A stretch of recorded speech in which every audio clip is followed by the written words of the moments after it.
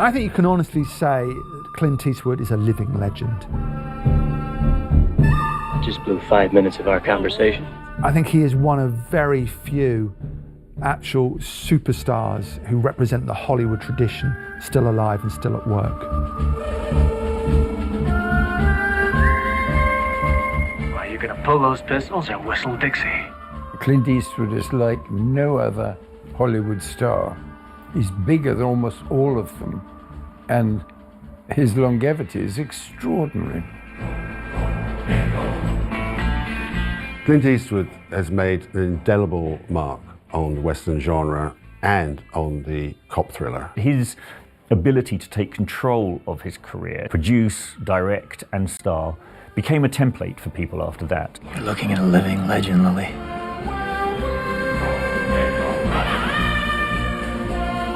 An amazing actor who you can watch on the screen become who he is, and that's a very rare thing. I don't know what all that means. I just thought I might use it someday.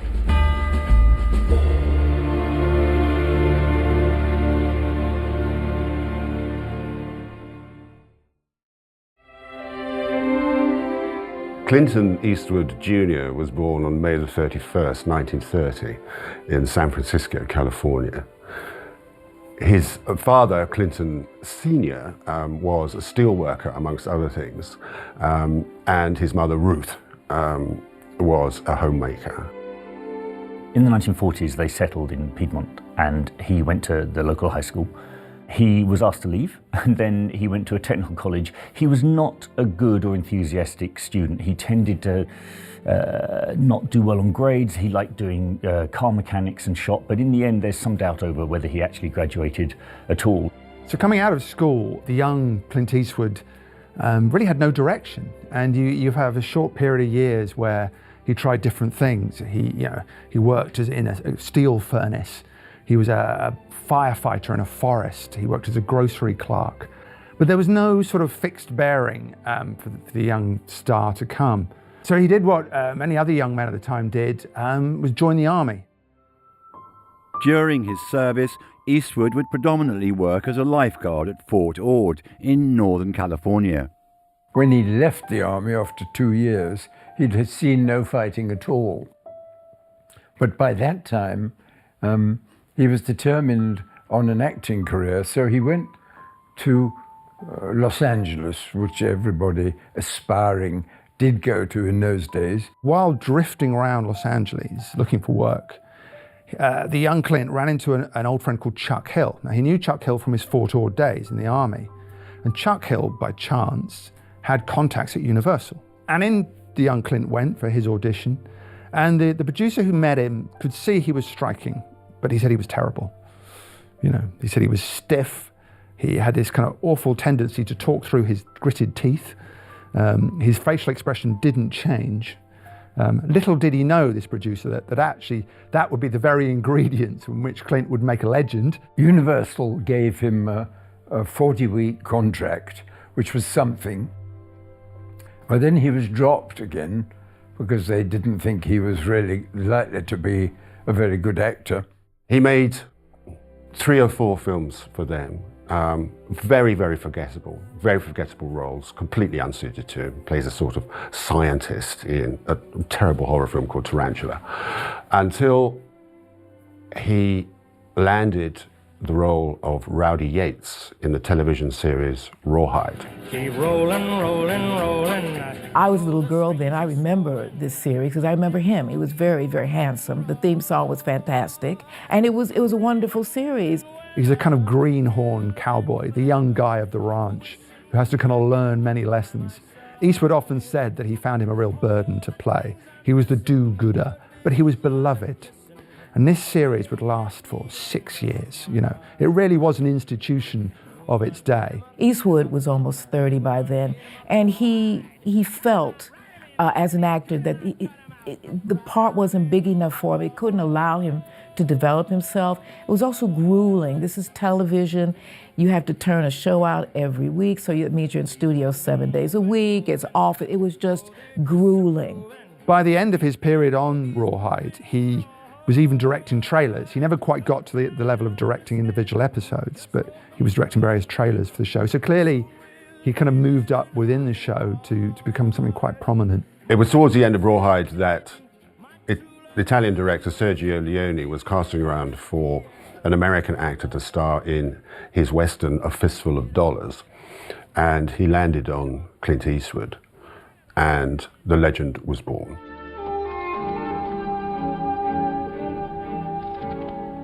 Don Miguel Rojo, I want to talk to you. Don Miguel, I hear you're hiring on men. Well, I might just be available. Sergio Leone wanted a hard, silent Western. He wanted the hero to be the character who Clint Eastwood would go on to play many, many times. The man with the name, the hard guy, saying very little, straight mouth, firm jaw. Unable to speak English, the direction on set was very minimal. And Eastwood really had to just sort of stand there and grimace into the sunlight, usually with a cheroot cigar stuck between his teeth, cigars that he hated. So that a lot of that kind of strange look of distaste he has on his face through those films is merely the kind of the horrible little cigars he had to smoke. Get 3 coffins ready. The plot of A Fistful of Dollars was clearly based on Kurosawa's Yojimbo, about a lone samurai, which caused a bit of a problem because Kurosawa tried to stop the film being made. They settled it, but The Man with No Name is kind of thought of as a takeoff from what Kurosawa was doing. Everybody talks about Ramon. And many speak of you too, my dear brother included. Well, I hope they say nice things. Leone is an incredible director for him. First of all, he hires the great Ennio Morricone to write the score and tells Morricone, do not score this in post-production, which is what most composers do. I want you to do it the night before, okay? Because what I want is I want you to play the music while I'm directing. So I want to be able to do this to this music.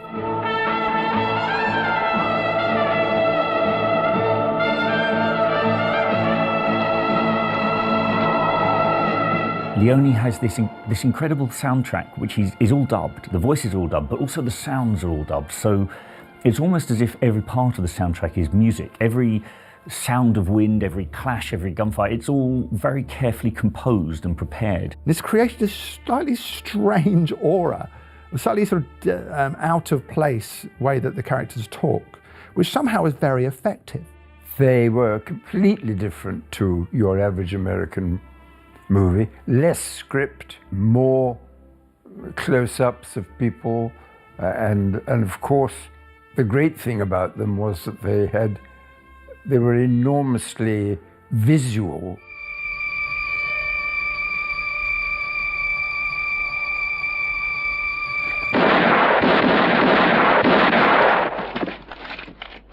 Intriguingly, the critics hated it. They called it sadistic, violent, brutal, amoral. They just sort of showered sort of opprobrium on it. That didn't stop the film being an enormous success. I mean, people just loved it. They loved it from the word go. And they just loved Eastwood. They loved that character. Eastwood was not yet a star, though he was certainly noticed in A Fistful of Dollars, no question of that. But in his next outing for Leone, he certainly became a star.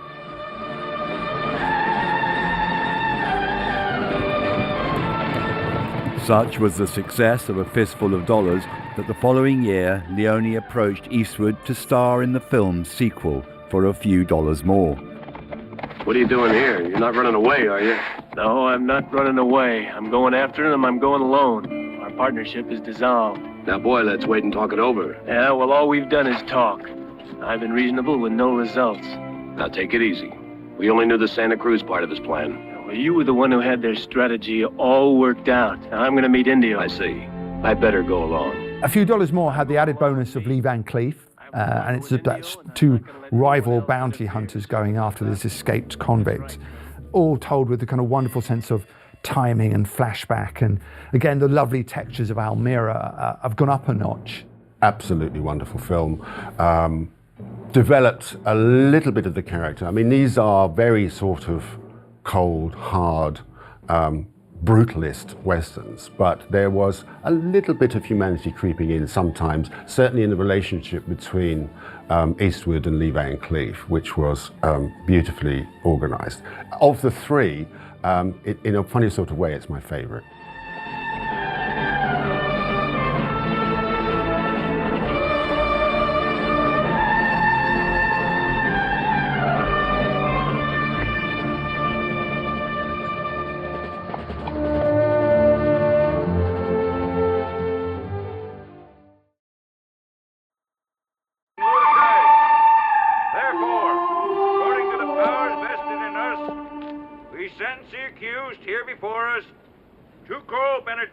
Pacifico Juan Maria Ramirez, known as the Rat, and any other aliases he might have, to hang by the neck until dead. May God have mercy on his... By 1966, and thanks largely to his work with director Sergio Leone, Clint Eastwood was a big name in European cinema. However, due to the films not yet being released in America, he was still yet to become a household Hollywood name. This would all change when Leone approached him to star in the third film of the trilogy. The fee is now $250,000, which was quite a lot more than he got paid for Fistful of Dollars, which is around $15,000. Anyway, Eastwood decided to go back and do the third in the series, The Good, the Bad and the Ugly, and a very good job that he did, because it was the epic conclusion to the trilogy. This is the first example we see of Eastwood actually understanding his screen persona, what it's doing to the audience and how he can sort of manipulate it. The first sight we have of Blondie, as he's known in the film, is sitting on a horse wearing a white hat. Clint Eastwood in a white hat? This is a man with no name. It's ridiculous. You know, he's usually sort of got a battered Stetson and a poncho. He looks positively angelic, and they actually play that up in it. The way I figure, there's really not too much future with a sawed-off front like you. What do you mean? Because I don't think you'll ever be worth more than $3,000. What do you mean? I mean, our partnership is untied. Oh, no. Wait. Not you. You remain tied. I'll keep the money and you can have the rope. You have not only Lee Van Cleef, but you have the wonderful Eli Wallach, and you create this kind of dynamic certainly between Eastwood and Wallach that's kind of almost Laurel and Hardy-like, you know, borders on comedy. It's again about bleakness, it's again about moral ambiguity, it's again about a person. You can't really root for any of these people, but it makes you look at the West in the kind of ambiguous way it must have been. It was a revolution. You talked. No, I didn't talk. If I did, I probably wouldn't be here now. Me? So only you know you have the secret? Mm-hmm. Blondie, I'm very happy you're working with me. Across the course of all three of those Sergio Leone films, we now think of Clint Eastwood as being the man with no name. In fact, he had three different names. Technically, he plays a different character in every film. He's Manco in A Few Dollars More, and he's Blondie in Good, the Bad and the Ugly, mainly for copyright reasons. He can't, you know, if you have the same character go on into the next film, then the previous writer should be paid for the intellectual property. So he is, although at no point is his name ever given. And that was the marketing. In the end, the marketing in America was the man with no name. So these three films that together make a kind of trilogy were finally launched in America in 1967 and became, over the years, you know, an enormous cultural moment. If it wasn't certain at the time, looking back, you know, they changed the texture of the Western. They changed a feeling about what European filmmaking could do. They changed the attitudes of the studios, and they created Clint Eastwood, the superstar.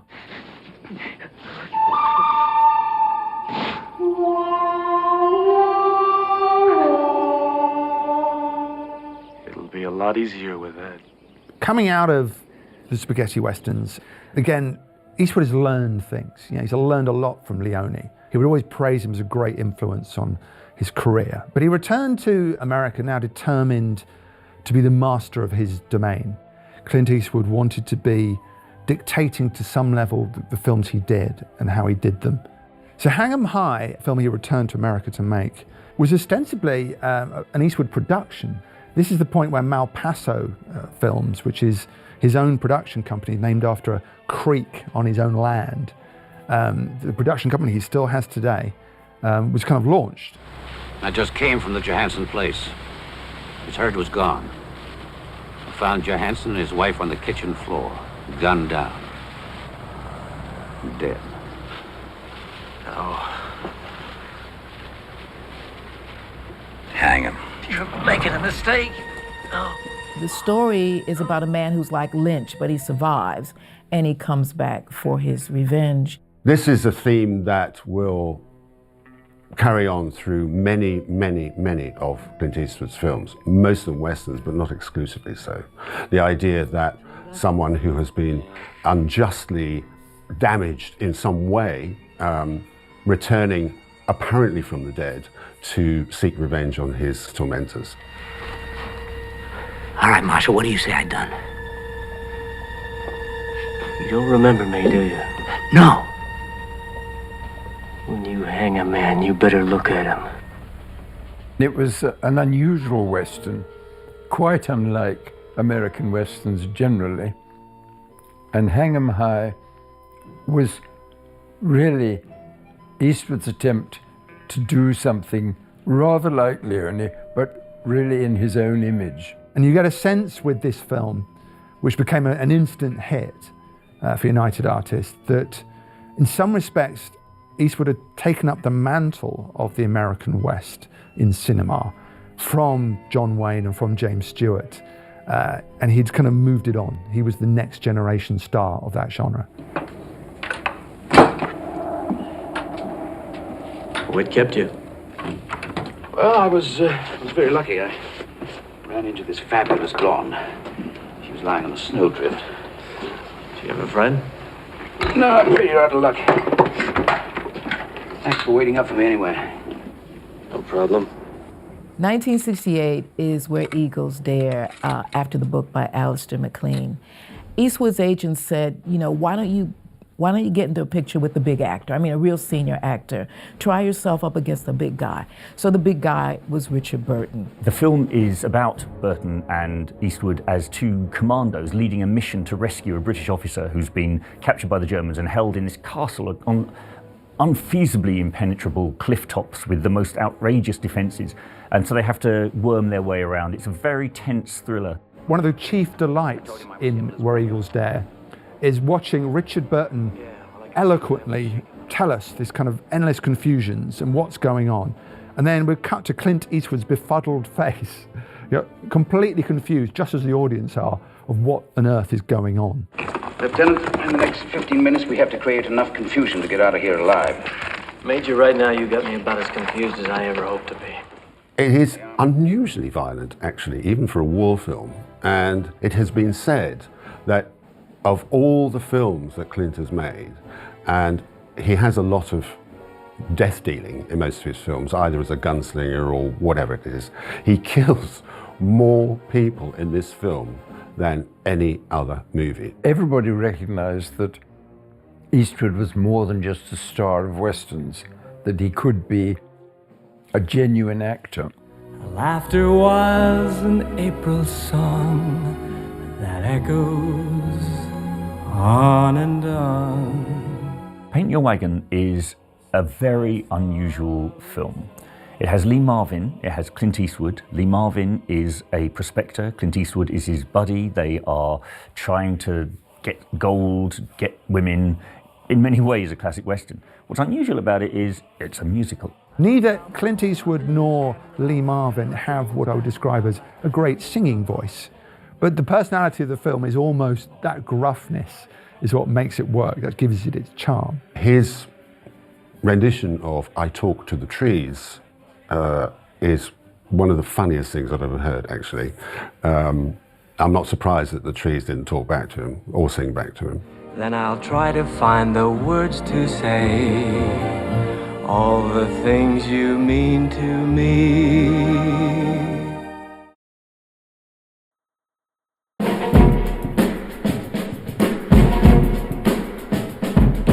In 1970, Clint Eastwood would star in an ensemble cast for the classic war movie Kelly's Heroes. How many more bars of gold like this do you have in that convoy? 14. No, come on. Speak English. Come on. Yeah. How many bars like this in your trucks? 14. 14 what? 1,000. 14,000. Kelly's Heroes, it's a great film. It's a Second World War movie that's really about Vietnam. And Clint Eastwood is a grizzled frontline officer who is fighting. The command don't seem to know what's going on. He's exasperated. And one of his men discover that behind enemy lines, there's a bank which is filled with gold, guarded by the Nazis. What is lovely about this film is that it combines all the elements of something like Bilko and MASH, all those humorous elements and the kind of slightly subversive military operations, and even Catch-22, and yet still makes it an action movie, and the action is authentic. I have orders. This bank isn't to fall into the hands of the American army. Sergeant, this bank's not gonna fall in the hands of the American army. It's gonna fall in our hands. You see, we're just a private enterprise operation. You, the American army. No, baby, we ain't. You know what's inside that bank, man? There's $16 million worth of gold in that bank, sweetheart. You have Donald Sutherland as the kind of hippie tank driver. You have Don Rickles, Telly Savalas. None of these characters fit a kind of tradition of Second World War heroes. And Eastwood very easily kind of moves himself into something more modern that the film depicts. I know what you're thinking. Did he fire 6 shots or only 5? Well, to tell you the truth, in all this excitement, I've kind of lost track myself. But Ian, this is a .44 Magnum, the most powerful handgun in the world, and would blow your head clean off. You've got to ask yourself one question. Do I feel lucky? Well, do you, punk? One of Clint Eastwood's early mentors was the director Don Siegel, and together they made Dirty Harry. Dirty Harry did for the cop thriller what A Fistful of Dollars did to the Western. In many ways, Dirty Harry is a Western but set in a city with people in cop clothes. I've got a wife and 3 kids. I don't want him on the streets any more than you do. Well, he won't be out there long. What is that supposed to mean? I mean, sooner or later he's gonna stub his toe and then I'll be right there. This office won't stand for any harassment. You know, you're crazy if you think you've heard the last of this guy. He's gonna kill again. How do you know? 'Cause he likes it. He plays this tough police inspector who's no nonsense. He doesn't go by the book. He doesn't follow Miranda law where you're supposed to read people their rights. You know, all that kind of stuff. He just doesn't do this. And Dirty Harry was a huge, huge hit. It became an institution. This fantastic kind of look at San Francisco and look at the kind of the idea of how a cop operated on the streets. That was just seminal. Now you know why they call me Dirty Harry.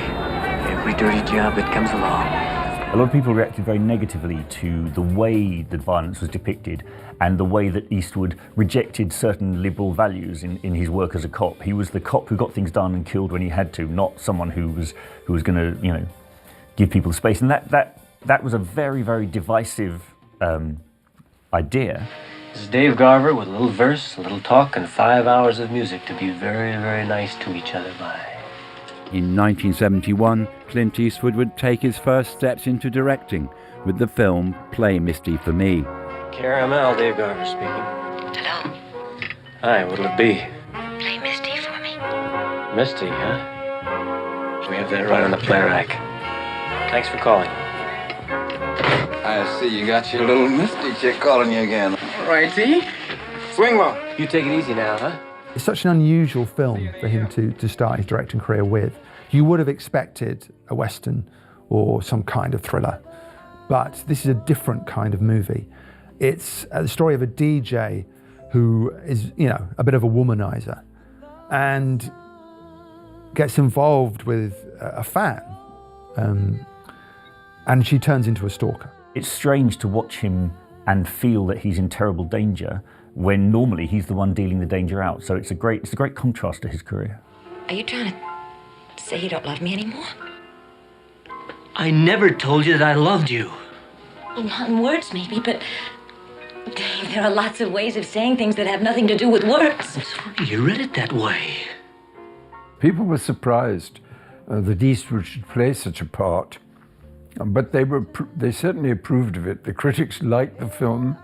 They recognized that Eastwood was a pretty good director. This film is a blockbuster. Nobody thought this would come out of him. And it is not the most feminist thing you'll ever see, but in terms of what he breaks through in convention, it is a very, very important piece of work and absolutely unexpected. Howdy.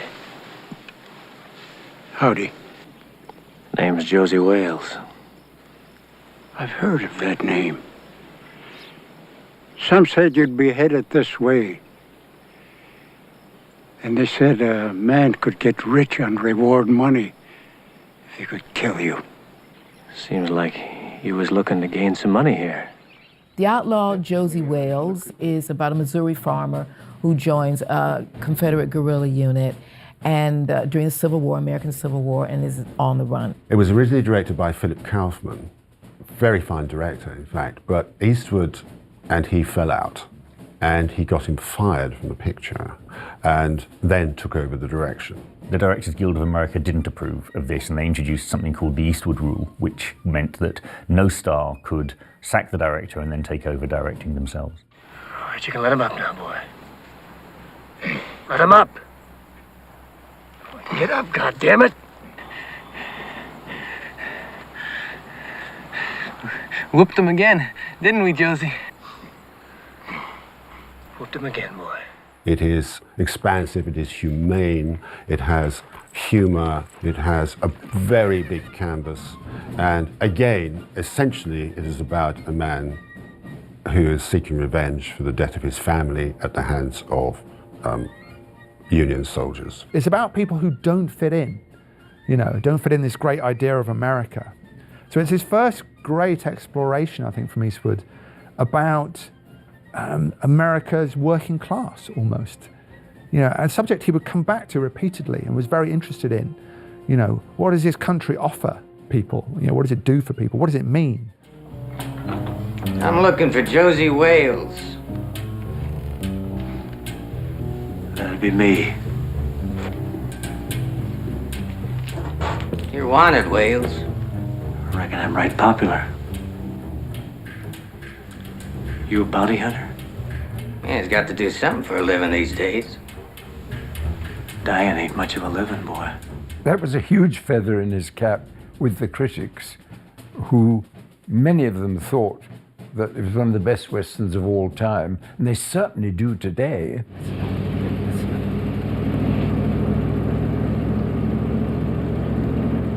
Man, I'll tell you something. Clyde, this is gonna stop. People are gonna talk, By the late 70s, Clint Eastwood was not just an acting star in Hollywood, but also a renowned director, which made his decision to appear in the offbeat comedy Every Which Way But Loose all the more surprising. Every Which Way But Loose is Clint Eastwood being silly, really. He does it occasionally in his career. He's sort of silly in Kelly's Heroes, but most of the time he's, hard. What they do here, they set his hard man persona alongside an orangutan. He basically plays a sort of itinerant bare-knuckle fighter who wins this orangutan in a fight, and then is called saddled with him. Now, on paper, this sounds absurd, and it kind of is absurd. But what's really good about this picture and why it became a massive, massive hit is two reasons. One is the soundtrack, which is all country western, which became really iconic for bikers, for truck drivers. They used to play the soundtrack on the radio. And the character. I mean, here's Clint Eastwood with this lovely animal next to him, and they go into all these adventures. That's really what it is. What are you gonna do with a baboon? Orangutan, Ma. Clyde's an orangutan. Well, what's the difference? 12 ribs, just like you and me. What are you going to do with them? He's coming with me. Come on, Clyde. Well, when are you coming back? When are you coming back? Whenever it's time, Ma.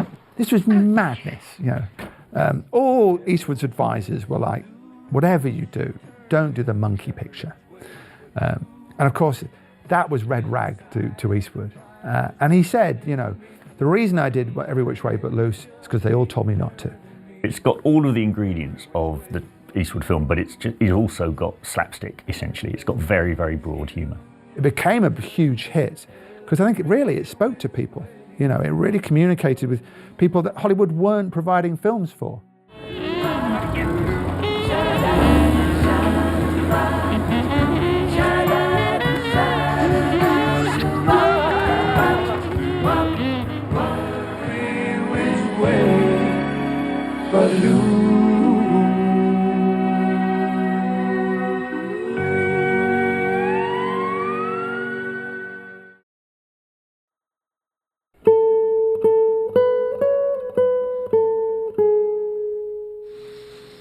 How long has it been since you fired a gun at a man, Will? 9, 10 years? 11. Easy, huh? Well, I don't know that it was all that easy even back then. We was young and full of beans. I mean, if you was mad at them, Will, I mean, if they done you some wrong, I could see shooting them. We done stuff for money before, Ned. Yeah. We thought we did. All right, so what these fellas do? Cheated cards? Steal some strays? Spit on a rich fella? What? No, they cut up a woman. What? In 1992, Clint Eastwood made the critically acclaimed Western Unforgiven. Unforgiven came as a complete surprise. It was a period when Western had fallen out of fashion, and Clint Eastwood single-handedly revived it. Unforgiven is the film, I think, that takes Clint Eastwood from wherever, you know, just being a star of the 80s and being an older star, and elevates him to, you know, a kind of legendary status. You think he's gonna die? You think we killed him? They shot me, boys. Yeah. We killed him, I guess. As a performance, it's just astonishing, I think. You know, everyone talks about Unforgiven very much as like Eastwood, the director, at work. But I think if you watch it again and just look at Eastwood, the actor, the subtleties he puts into it, you know, the idea of a man reacquainting himself with the dark center of his person, you know. He's been a farmer, he's raised his kids, he's lost his wife. It's a man, you know, who knows he's betraying, you know, the spirit of his wife, who clearly has saved him from himself. It shows how the reality of the West was pretty dirty. It was pretty unpleasant. It was not in the slightest bit heroic. And it also shows very clearly, and this is something that Eastwood had, of course, not done in the past, the real human impact of violence. You beat William Money out of Missouri. Killed women and children. That's right. I've killed women and children. Killed just about everything that walks or crawled at one time or another. And I'm here to kill you, little Bill. For what you did to Ned. It's a fabulous exploration of not only the mythology of the West and debunking it. So you have Eastwood's kind of old gunfighter, you know, gun for hire, dragged out of retirement because he needs the money. I think it's been called one of the best Westerns ever made. It won the Oscar for Best Film. He won Best Director, and Gene Hackman won Best Supporting Actor. So it was a huge success for him. Man, what a day, what a day. My wife had to work early, so I took my kid to his new school. He won't stop crying. Says he wants to move back to Chicago. Broke my heart, Frank. Any more excuses? No. Good. When you work with me, you be punctual. You got it? 1993, In the Line of Fire, stars Clint as a CIA agent looking for a maniac, basically. In the Line of Fire tells you that Eastwood was just on the hottest of hot streaks. You know, you're into the 90s, he's a much older man, yet he has reinforced himself now as a superstar again. He is the aging presidential bodyguard who is burdened by the sins of the past, burdened by the fact, you know, he couldn't stop JFK being killed. Eastwood allows himself in this one not only to sort of carry the weight of guilt, but also to do it in such a minimal way that you don't feel that he's overplaying it. You're looking at a living legend, Lily. The only active agent who ever lost a president. The further on in his career he goes, the more vulnerability he allows to show. And in this case, it's a man whose life was broken, who's trying to put his life together. I was just picking you some flowers. Oh? Men still do that, don't they? I'm not out of date, am I? I've been picking flowers for a woman, a sign of appreciation. No, not at all. Except those are poisonous. Bridges of Madison County was originally a best-selling book, and when Clint Eastwood took on directing and producing it, people weren't sure that he was the right man for the job. So it's about this Italian wife who has had a happy marriage, but her husband has gone off for the summer. And into her life wafts this very handsome photographer, a dream of a man, you know, totally at ease with his soul and being an artist, who loves to take photos of these covered bridges, you know, over the rivers. You know, it's a cornball idea. First of all, the book was a huge success. It was just one of these things everybody was dying to see.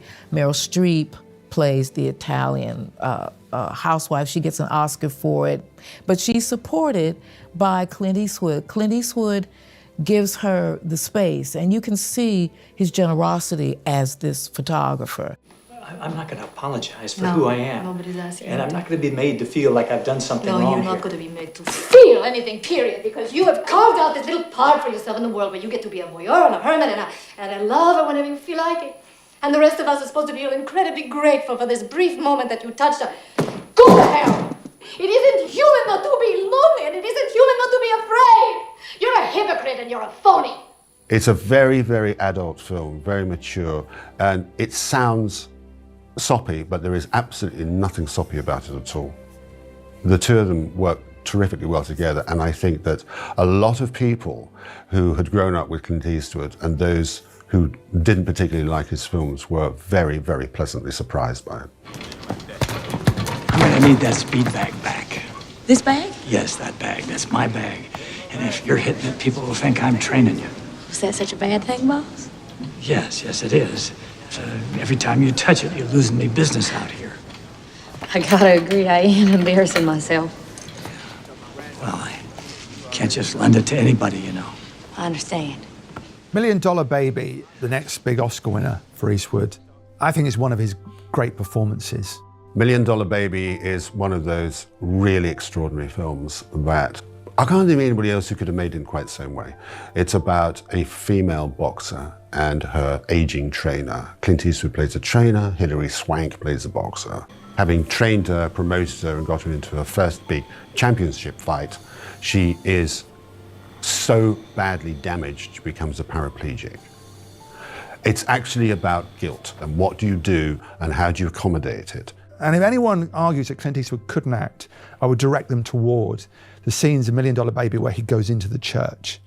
And you see the anger, yet his own guilt, and the kind of tears come to the surface. But now she wants to die, and I just want to keep her with me. And I swear to God, Father, it's committing a sin by doing it. By keeping her alive, I'm killing her. You know what I mean? How do I get around that? You don't. You step aside, Frankie. You leave her with God. She's not asking for God's help. She's asking for mine. In terms of awards, $1 Million Baby was one of Eastwood's most successful films. This is my mom, Boo. I'm Sue, and that's my brother, Tal. We live next door. So? Tal wants to say something. I'm sorry. Sorry for what? For trying to steal your car. Let me tell you something, boy.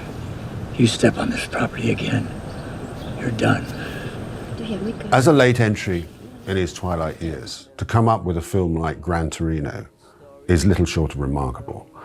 I think Gran Torino shows once and for all that how well Eastwood understood his own screen persona. He's a grizzled old man, you know, who looks after his lawn and looks after his car, his Gran Torino. It's another one of Clint's great car films, a sort of an embodiment of the American dream, who is forced to kind of come between these young immigrant kids and the gangs. He begins to break down his prejudices, and it's really about the coming together of people in a community. He understands that his neighbours aren't just, you know, the rude names he thought of them, and that it's very nicely done. It's about, you know, never being too old to learn, I think.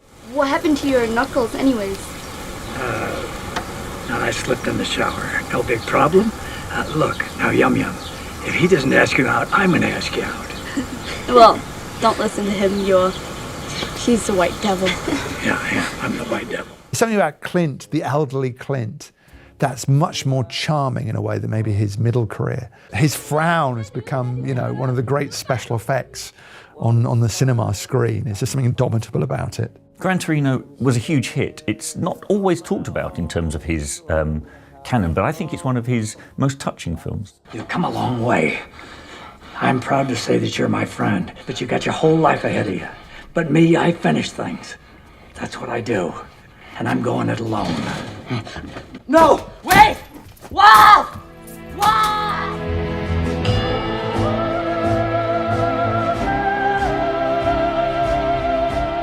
Clint Eastwood is still making motion pictures. He's still a one-off. Go ahead. He had an extraordinary ability to be himself in whatever part he played. An extraordinary man. He was the man who brought the Western to the streets of American cities. What the hell are you doing? Have you lost your mind? I think what's staggering about Eastwood's career as an actor is that how he has remained the same, indomitable, fixed, an icon. And our pleasure of going to see his films is knowing that we'll get Clint Eastwood on the screen. You get those holes a-leaking, I'm gonna whomp you with a knotted plow line.